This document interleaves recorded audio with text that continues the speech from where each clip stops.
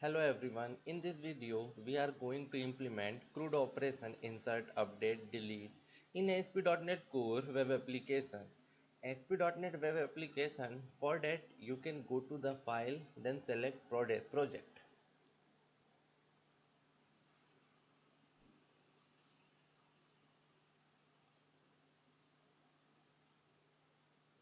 From the left panel, .NET Core under the Visual C Sharp, select ASP.NET Web Application, the name of your application.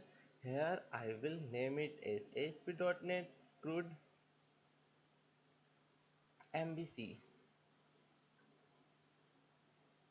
Then select the location where you want to save this application, then click on OK. From this windows, make sure that we have select .NET Core, the latest version of .NET Core 2.2. In the select the template of the template web application model view controller, and make sure we don't want to configure HTTPS, so uncheck this application and click OK. Here we have a brand new ASP.NET Core MVC application. Before continue with this project development, I would like to give quick intro the .NET Core application. So that .NET Core application is open source of .NET framework. It runs on Windows, Linux, Mac, while ASP.NET is a complete rewrite of .NET Web Framework. In .NET Core, we have some additional features. So let's look what we have inside the Solution Explorer. Here, so we have the dependency for this application. Here we have properties. Inside the properties, we have JSON file, launch setting. Inside we have debugger file. Here we have the folder www root. Inside that we will static file like CSS, JavaScript and other library like Bootstrap, jQuery validation. Along with that, here we have Femino icon, this application. After that we have those folder controller model and view. So this is similar to the MVC folder that we used to have in our traditional ASP.NET MVC application. After that we have JSON file setting. Inside we will store the configuration detail required, and here we have our program.cs file. If you have worked in C# application, you must have been seen this function static void main. It's like a starting point of all applications. So here we have called this function create web host builder, which internally call the startup.cs class. Here we have the middleware of this application. Inside this class we have two main functions, configure service and configuration. So inside the application service, classes will add required services for this ASP.NET Core application. So here you can see the default code, cookie settings. After that the services object, we have called this MVC function.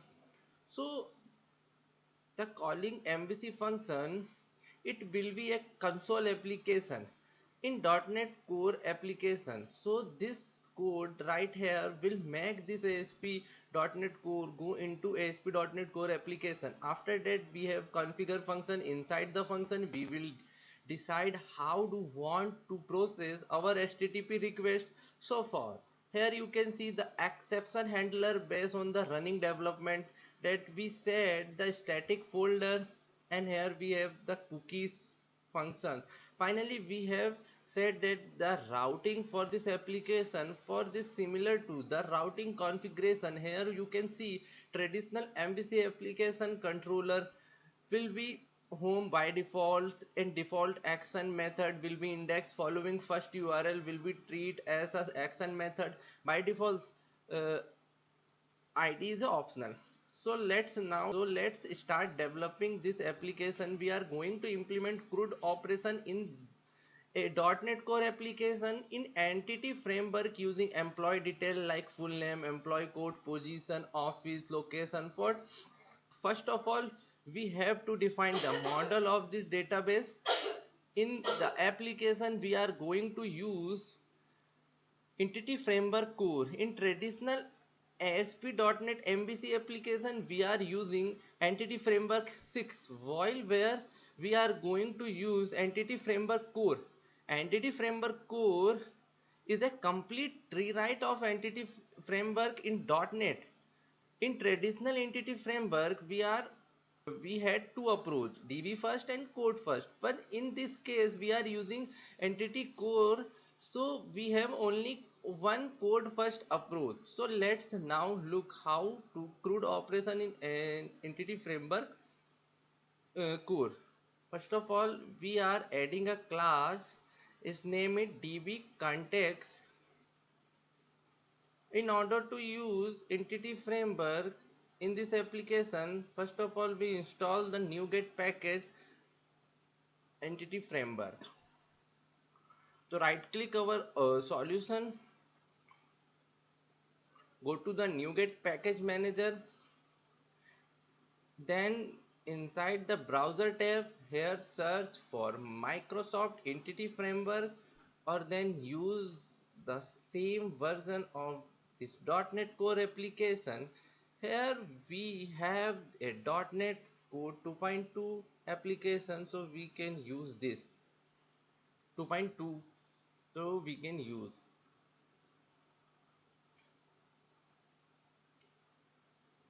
So here we have successfully installed the Entity Framework. And now back to the employee context. Here we are going to inherit this class employee context from DB context class. In order to add the corresponding using statement, control hold periods and click using the namespace. So let's add this constructor for this class. For that you can use this spinit shortcut.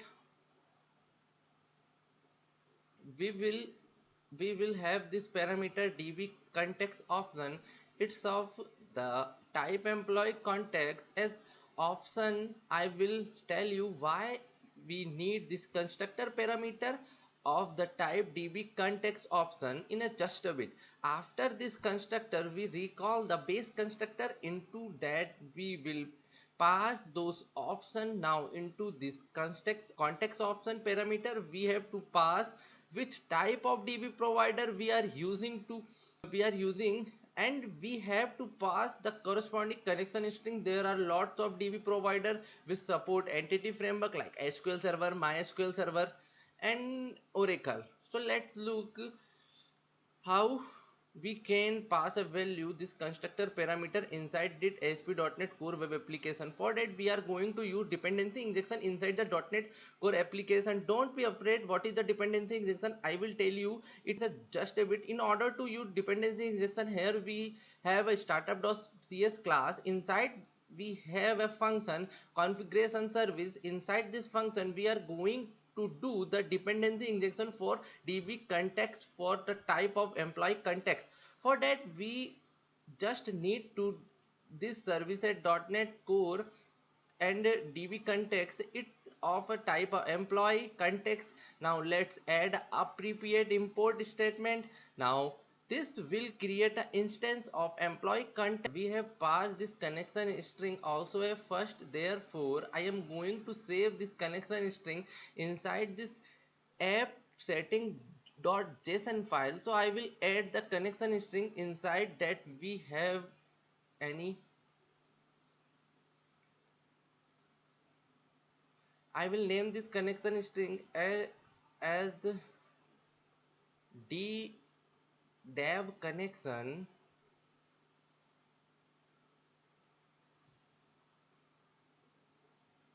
and we have database as employee DB. We are going to access this DB through Windows authentication. First name of your database, and I will set this application trusted. I mean to say it's called a Windows authentication.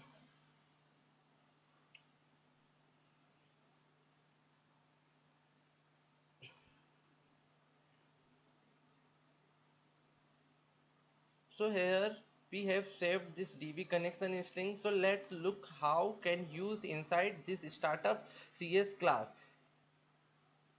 here. So save the db connection string. So let's look how we can use inside the startup class. So we can add this lambda expression inside this function here. Option dot, we have to call this function for db provider use sql server. For that we have to import this class entity framework, or inside this function we can pass the connection string. For that we can do this configuration.net connection string. Inside this function we have to pass the connection name that we have stored here. So let me copy this connection string name and I will paste here.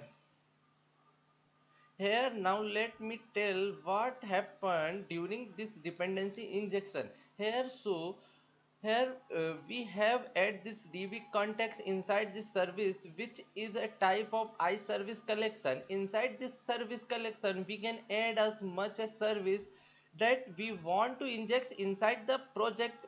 Means as a result of injection, services collection will provide an instance of db context whenever we need.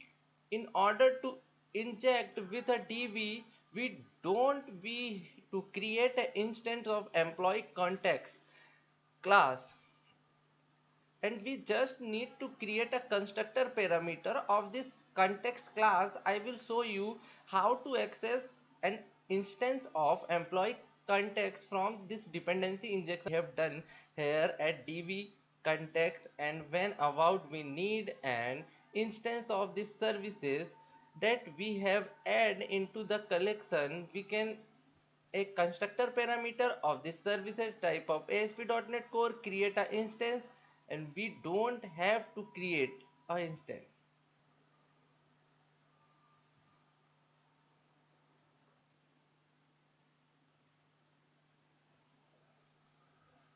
Now we have create a model class for employee. So right click the model folder and select the class and name of this class employee. Now this employee class should represent the table inside the db. So let's add required properties. First of all we have to employee id, then we have string for full name, then we have employee. First we have add employee and after that we have add a full name, then we have add employee code, then we have at the position, and finally we have at the office location. I'm just adding employee code,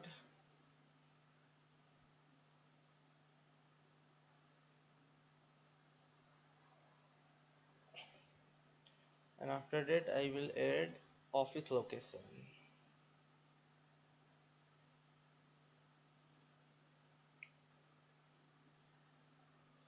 So here we have added required properties for these classes, which in will convert into SQL Server table columns. This class will be convert into a table. Corresponding table name will be this class employee by entity framework. This property employee ID will be primary key. We don't have to explicitly define that using data annotation. So I will say that using the that annotation for better clarity. We just need to add this key here, that we have to use this statement system dot component dot data annotation and add the key. You can see this string column property will have a type of a, and this is, and we want to show and define the data type in tables. So we can use this column a data annotation. This the data annotation properties inside present the data annotation namespace.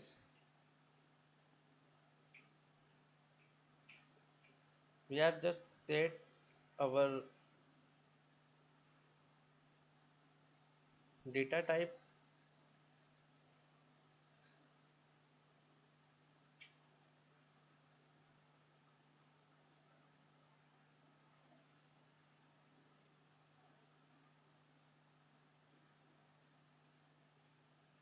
Now in order to add this DB model, we have add the class into a employee context class here.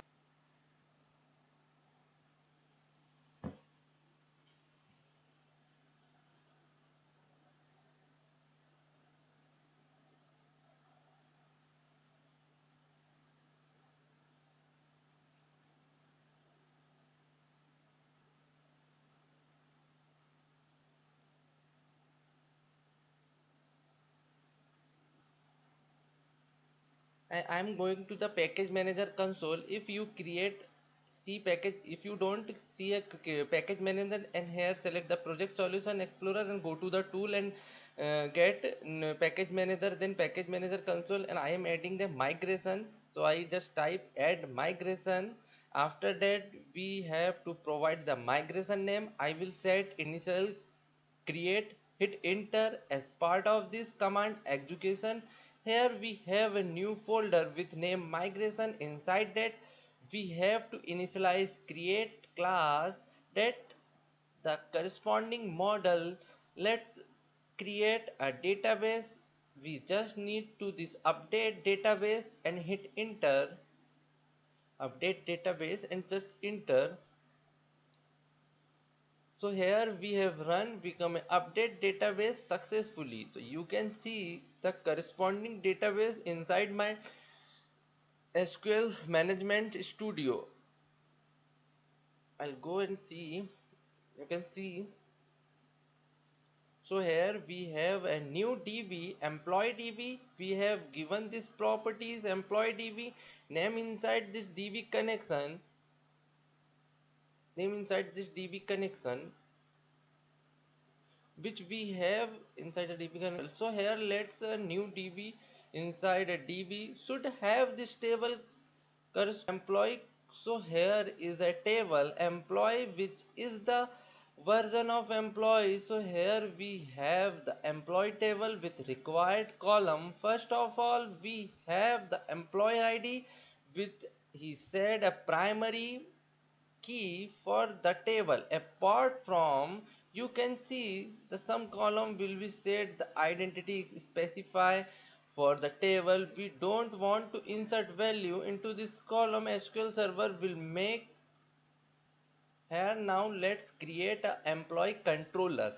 In order to import this operation for the controller, we can use the employee context as a model. For that we just need to right click on this controller folder, then add a controller, then select the template MVC controller with view using entity framework, click add and OK, and select the DB context that we are creating, and I will name it a controller employee controller and then click OK. We have this employee controller inside the already we have required action method to implement correct operation. First of all, you can see the constructor of this employee controller. It's a single parameter constructor. Employee context and context, remember this dependency in that we have discussed inside this configuration service method. Here we have add this DB context into this iService collection. So whenever we create an instance of employee controller, value of this controller parameter employee context object will be passed from this iService collection as result of the. Okay, now back to the employee controller. Let me run this project and go debugger. Okay. If you want to navigate into the employee controller, here we have to provide the corresponding route in order to. Now we get an index action method. Here we just need to this forward employee. You want to provide an action method index, and you can see there by default create some pages. This application development design, we are going to use Bootstrap, which is already added at pause of MVC template, that you can see this corresponding links. and render bodies.